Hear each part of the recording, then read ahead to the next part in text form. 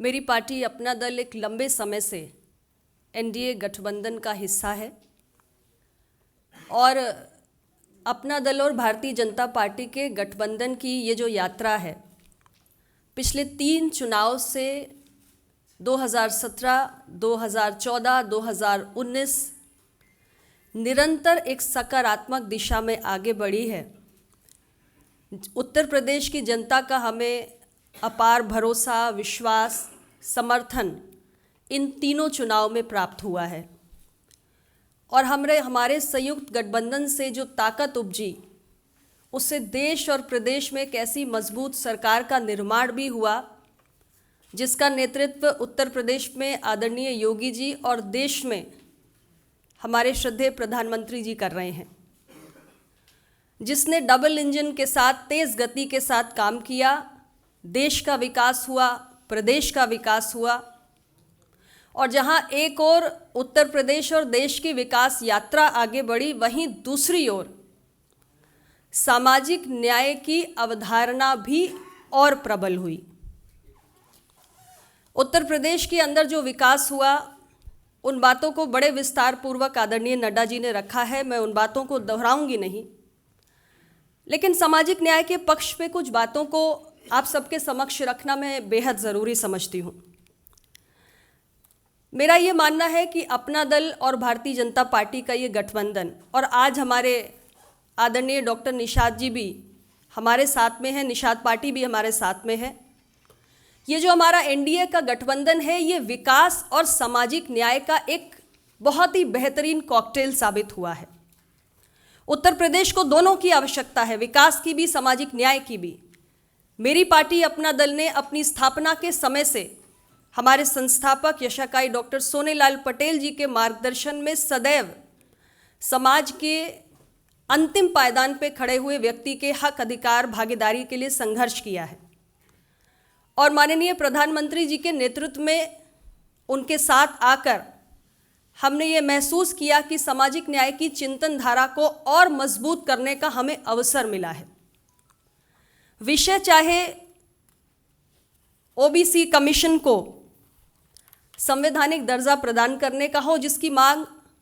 बरसों से देश की संसद के अंदर हो रही थी, लेकिन उस पर पूर्व की सरकारें कभी भी ध्यान नहीं दे रही थी, या विषय हमारे सैनिक स्कूलों में, नवोदय स्कूलों में या सेंट्रल स्कूलों में प्रवेश प्रक्रिया में पिछड़ा वर्ग के छात्रों को आरक्षण देने का हो, या हमारे सेंट्रल एजुकेशनल इंस्टीट्यूशंस में 200 पॉइंट रोस्टर प्रणाली की वापसी का हो, बहाली का हो, ओबीसी की क्रीमी लेयर को 6 लाख से आगे बढ़ाकर 8 लाख तक ले जाने का हो, या एक विषय जो हाल ही में आप सबके संज्ञान में आया, नीट की परीक्षा में एमबीबीएस और पीजी के एडमिशन्स में अखिल भारतीय कोटा के तहत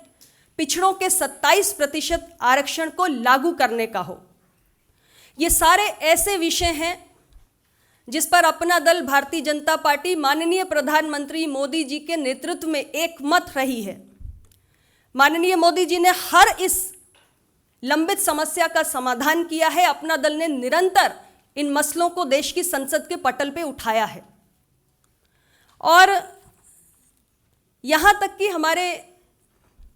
उत्तर प्रदेश के अंदर एक विषय लंबे समय से आप सबकी जानकारी में भी था, 69,000 शिक्षक भर्ती में जो आरक्षण के नियमों की विसंगति हुई थी, उसका भी समाधान उत्तर प्रदेश के लोकप्रिय मुख्यमंत्री श्री योगी आदित्यनाथ जी के नेतृत्व में हुआ है। मेरा सवाल आज उन तमाम दलों से है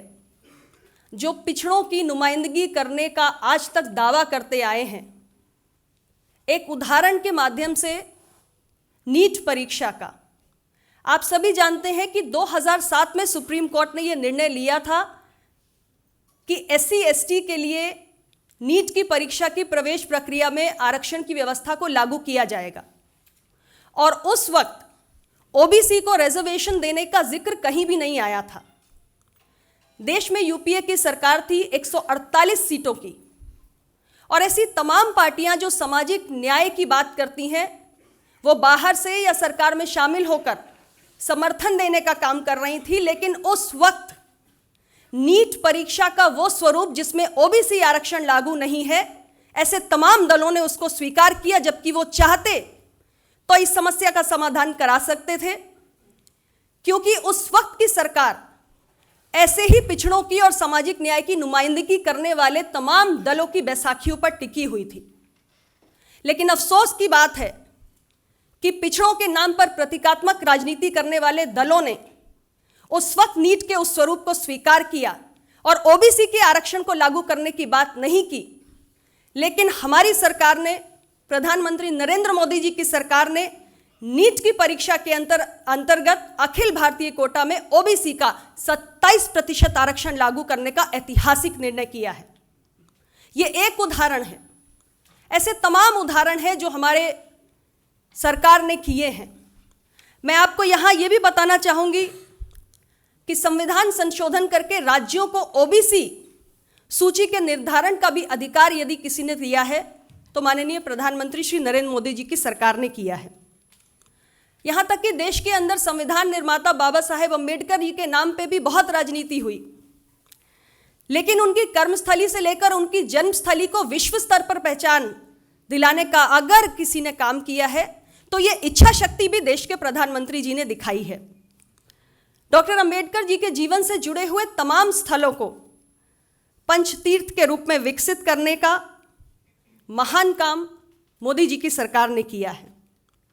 हमारी सरकार की ऐसी तमाम कल्याणकारी योजनाएं 2014 से लेकर आज 8 वर्षों में निरंतर संचालित हुई हैं, चाहे वो आवास योजना हो, चाहे वो स्वच्छ भारत अभियान के तहत शौचालय निर्माण की योजना हो,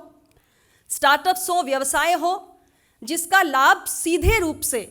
जो समाज के अंतिम पंक्ति पर खड़े हुए लोग हैं उन तक पहुंचा है, जो दलित हैं, जो आदिवासी हैं, जो पिछड़े हैं। मोदी जी की सरकार ने जनजातियों को वन उत्पादों पर एमएसपी का लाभ दिया है। मोदी जी की सरकार ने यह निर्णय किया कि सार्वजनिक उपक्रमों द्वारा 4% सामान SC/ST उद्यमियों से खरीदारी की जाएगी, ऐसी नीति हमारी सरकार ने बनाई है। दलितों पर होने वाले अत्याचारों की सूची में अलग अलग अपराधों की संख्या को 22 से बढ़ाकर 47 करने का काम भी मोदी जी की सरकार ने किया है। और दलितों को मिलने वाली सहायता राशि भी 85,000 से बढ़ाकर